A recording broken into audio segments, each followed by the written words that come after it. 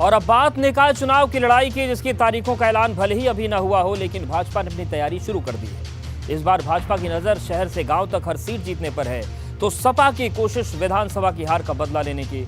मतलब ये कि 2024 का लिटमस टेस्ट है, जिसमें कौन बेस्ट साबित होगा, इसका फैसला निकाय चुनाव में होगा।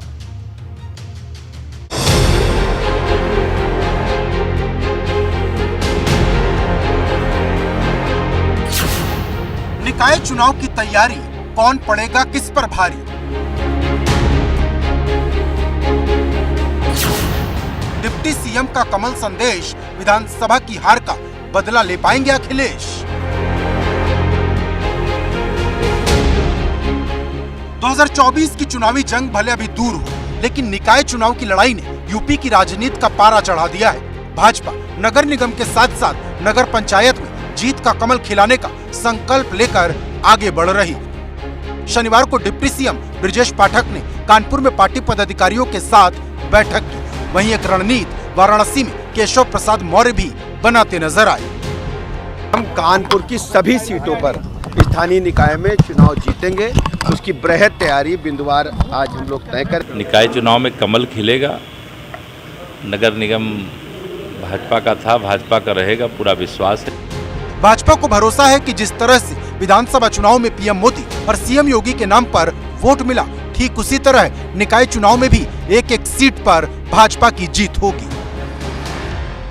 आदरणीय प्रधानमंत्री नरेंद्र मोदी जी की गरीब कल्याण नीतियों को लेकर के, आदरणीय योगी जी के लाइन ऑर्डर को लेकर के आम जनता बहुत खुश है। गरीब आदमी, आम आदमी अपनी सरकार समझ रहा है।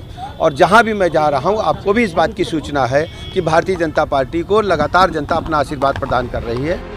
निकाय चुनाव को राजनीति के जानकार 2024 के लिटमस टेस्ट के रूप में देख रहे, क्योंकि ये ताकत दिखाने के साथ साथ बूथ लेवल पर अपनी पकड़ मजबूत बनाने का भी चुनाव है। क्योंकि पिछली बार जिन सीटों पर बिना सिंबल के चुनाव लड़ा गया था, सपा और भाजपा दोनों ही अपने अपने सिंबल पर इस बार चुनाव लड़ेंगे। मतलब एकदम सीधा है, भाजपा अपनी जीत के मोमेंटम को बनाए रखना चाहती है, तो सपा लोकसभा चुनाव से पहले इसे बिगाड़कर विधानसभा की हार का हिसाब पूरा कर लेना चाहती है।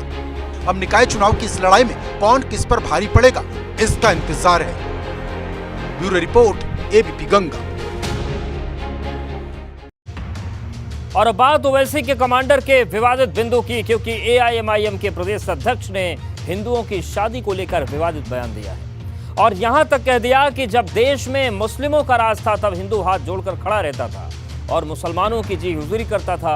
अब शौकत अली के इस बयान पर घमासान मच गया है। राजनीतिक दलों ने मोर्चा तो खोला ही है।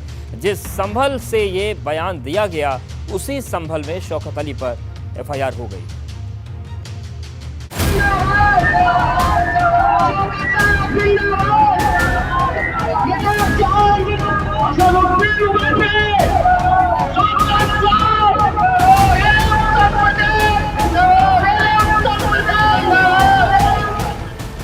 ओवैसी के कमांडर का विवादित बिंदु, मुस्लिम राज में हाथ जोड़ता था हिंदू। और तुम हमारे बादशाह के सामने अपने हाथ को पीछे बांध करके जी हुजूर कर रहे थे।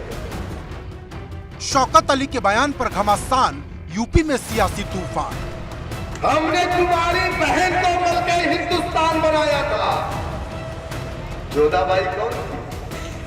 यूपी में सियासी जमीन तलाश रही एआईएमआईएम के प्रदेश अध्यक्ष शौकत अली के बिगड़े बोल ने यूपी की राजनीति को गरमा दिया है। संभल में एक सभा को संबोधित करते हुए असदुद्दीन ओवैसी के कमांडर शौकत अली ने हिंदुओं की शादी पर न सिर्फ निशाना साधा, बल्कि मुगल काल की हुकूमत का जिक्र करते हुए यहाँ तक कह दिया कि जब देश में मुस्लिमों का राज था, तब हिंदू हाथ जोड़कर खड़ा रहता था और मुसलमानों की जी हुजूरी करता था।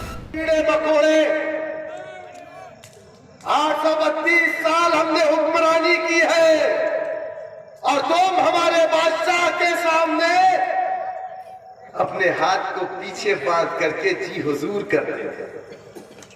हमने तुम्हारी बहन को मिलकर हिंदुस्तान बनाया था। जोधाबाई कौन थी? हमने तो कभी भेदभाव नहीं किया ना। अब शौकत अली के इस विवादित बयान पर सियासी घमासान शुरू हो गया है। न सिर्फ भाजपा बल्कि समाजवादी पार्टी ने शौकत अली के इस बयान पर निशाना साधा है।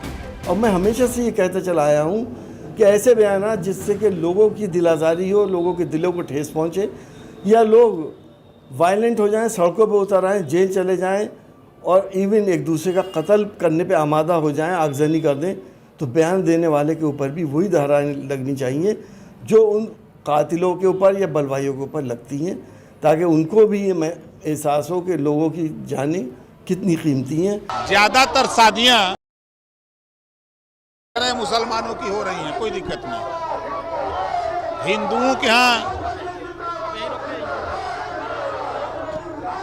के यहाँ वो शादी करते हैं, रोटी बेटी का संबंध करते हैं और हिंदुओं से नफरत करते हैं, ये अतिशयोक्ति लगती है।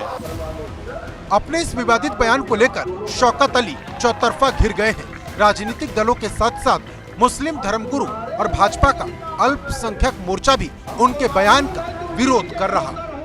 शौकत अली साहब का जो बयान है वो घोर निंदा करते हैं और ये समाज के प्रति एक जहर डालने का काम करते हैं। शौकत अली साहब कोई संवैधानिक पद पर बैठे हुए व्यक्ति नहीं है कि वो किसी चीज़ को इस तरीके से कहें, ये गलत है। यूपी एमआईएम के प्रदेश अध्यक्ष शौकत अली ने संभल में विवादित बयान दे दिया। उसके बाद से राजनीतिक माहौल गर्म हो गया है।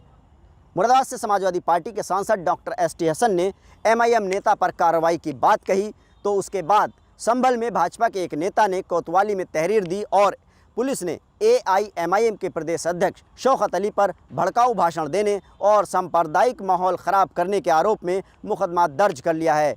संभल पुलिस पूरे मामले की जांच में जुट गई है।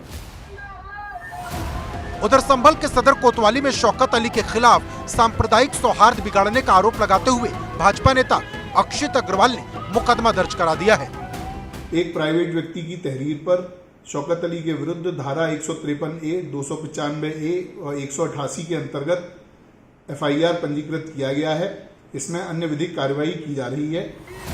तो सुप्रीम कोर्ट के वकील विनीत जिंदल ने यूपी के डीजीपी को चिट्ठी लिखी है, जिसमें शौकत अली पर मुकदमा दर्ज कराने की मांग की गई है।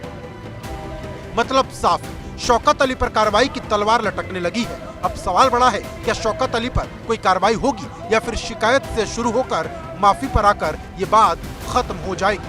Bureau report, ABP Ganga.